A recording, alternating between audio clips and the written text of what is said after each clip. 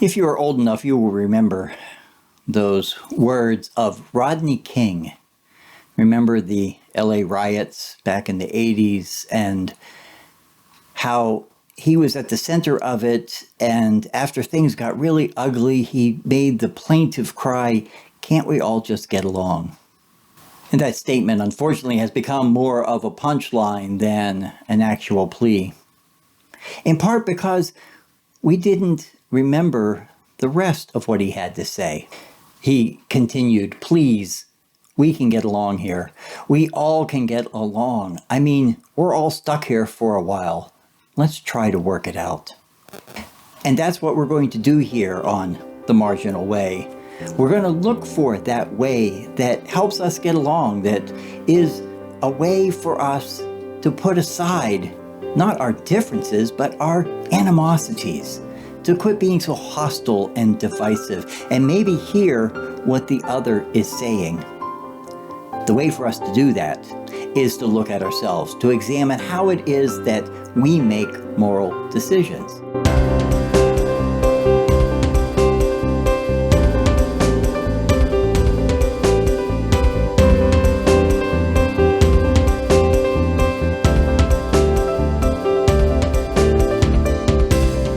We're looking at the work of Jonathan Haidt, and especially in his book, The Righteous Mind. And I encourage you, if you're interested in this, to look a little deeper. I'll put some links down in the description that will help to lead to further investigation if you're interested in this study. Jonathan Haidt's work has discovered that there are what he would define as 6 different moral foundations. Think of them as taste receptors on your tongue, how you taste things differently based on where on your tongue you taste them, and different parts respond to different stimulus. And that's what happens with our moral foundations. And we'll look at 2 in each of the episodes over 3 episodes here on Marginal Way. We will explore each moral foundation with a question of the appropriateness of a situation. In person, we are having this conversation in small groups and then talking to each other about why we made these decisions. You may want to just hit pause on the video, perhaps find some others to have the conversation with, or at least think about it on your own before continuing on. Regardless, the goal here is self-examination, so that when you encounter someone who feels differently about a situation, who makes a different moral decision, that you might pause and think about the ways that you have come to that decision, and that they may have come from a different perspective. Part of what Haidt has discovered in his extensive studying of individuals is that where you fall on the social political spectrum, whether you're on the left or on the right, will predict how many of these moral foundations you use in making moral decisions. Those who identify as being on the left emphasize 2 of the moral foundations over all the others: the foundations of care and fairness. But those on the right tend to use all 5 or 6 of these foundations much more equally. And that accounts for a lot of the divisiveness that we see. Because when you're only using a couple of the foundations and someone else is using more, it feels like, well, they might be a bit unethical, when they're actually being quite ethical, just differently moral. And so that is our hope, that we will explore that over these weeks by looking at these questions, reading a little bit of scripture, and you might even find a little bit of my take on some of these topics through some commentary about, well, competitive birding of all things. I hope you appreciate the time that we have here.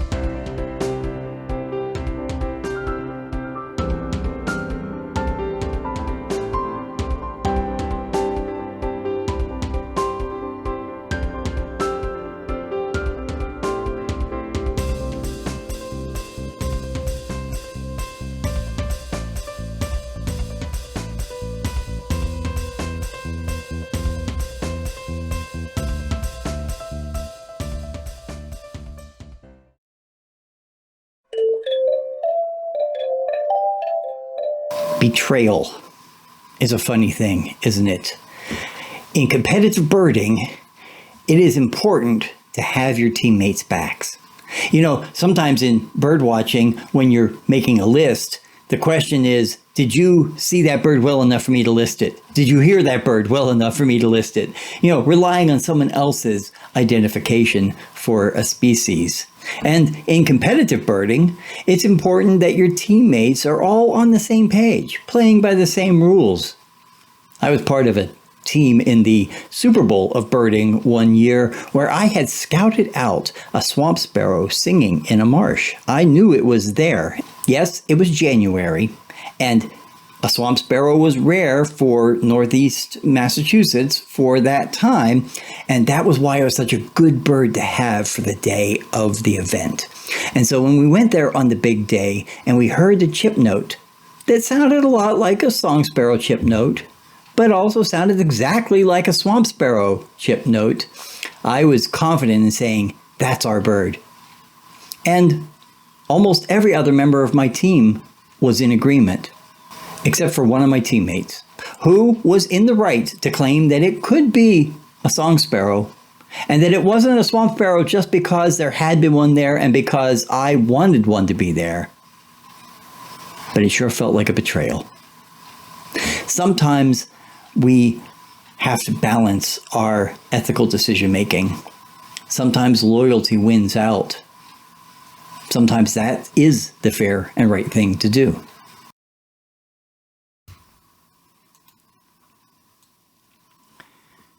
Obey governing authorities. All government comes from God, so civil authorities are appointed by God. Therefore, those of you who rebel against authority are rebelling against God's decision. For this, you are liable to be punished. Good behavior is not afraid of authorities, only bad behavior. If you want to live without fear of authority, do what is right, and authority will even honor you. The state carries out God's will in order to serve you.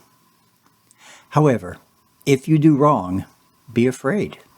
For the state doesn't carry the sword for nothing. It does as God directs, and is an agent of God's wrath, bringing punishment on wrongdoers.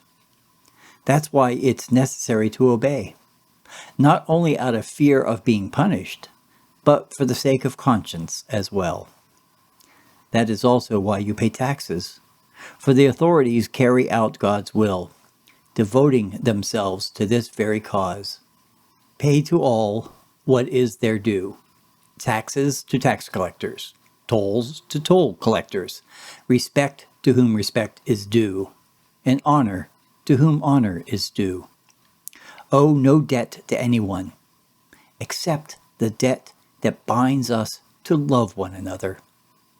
If you love your neighbor, you have fulfilled the law.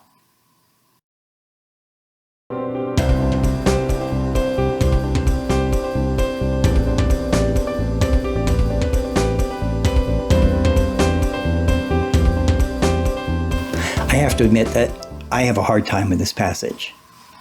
A hard time understanding it. A hard time understanding why Paul says it.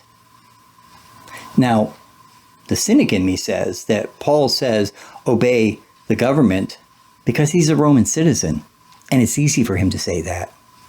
But when I think about it, there comes a point where Paul doesn't take his own advice, because it is the Roman government that takes his life, because he will not comply. And so it's not an on-off switch. It's not an always obey or always rebel. The early church claimed an authority that was higher than the Roman government simply by saying Jesus is Lord. Because to say Jesus is Lord is to proclaim Caesar is not. But perhaps it's a matter of understanding just how far the authority has claim on us. And if we are using our access to authority to serve ourselves, to protect ourselves, to put ourselves ahead, well, then we should be questioning if we're following Christ, because that is not how Jesus lived. Jesus didn't go out of his way to offend the authorities, but in the end he did. And in the end, he laid down his life as an example that service to others, that caring for the other and loving even the enemy is the way of Christ.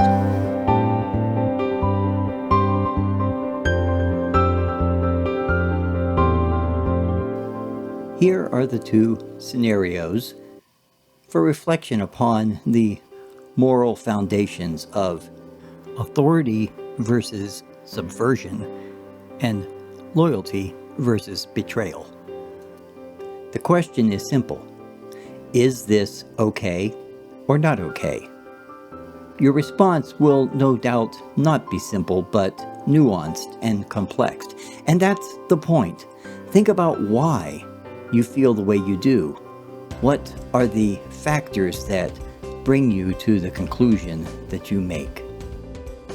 A group of parents concerned about their children's risk of obesity demand that the local store stop selling extra large sized candy bars and soft drinks.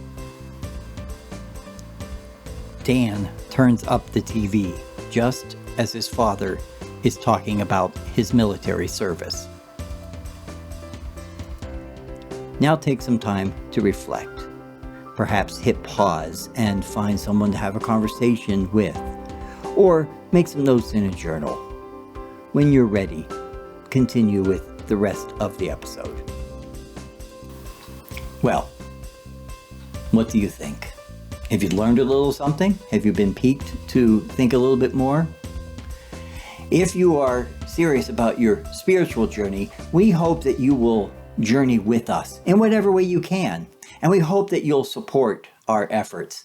An important way to support us is by watching and sharing and liking these videos. Subscribe to our channel. All of these things really help. We hope that you will participate with us. And if you're moved to participate with us in reaching out to our community by helping us live out our commitment to be with those who have been marginalized by society, in offering them essentials like healthcare items and cleaning items, or through feeding meals through our Stone Soup Cafe, that you'll consider a donation to our ministry. You can visit our website and go to the donation page, and we would very much appreciate any gifts that you might share. And so, my friends, I wish you peace. Peace on this journey, on the way that is not always straight, on the way that is not always plain, on the way that takes you to the edges, that takes you out of your comfort zone, the marginal way. Until next time, safe journeys.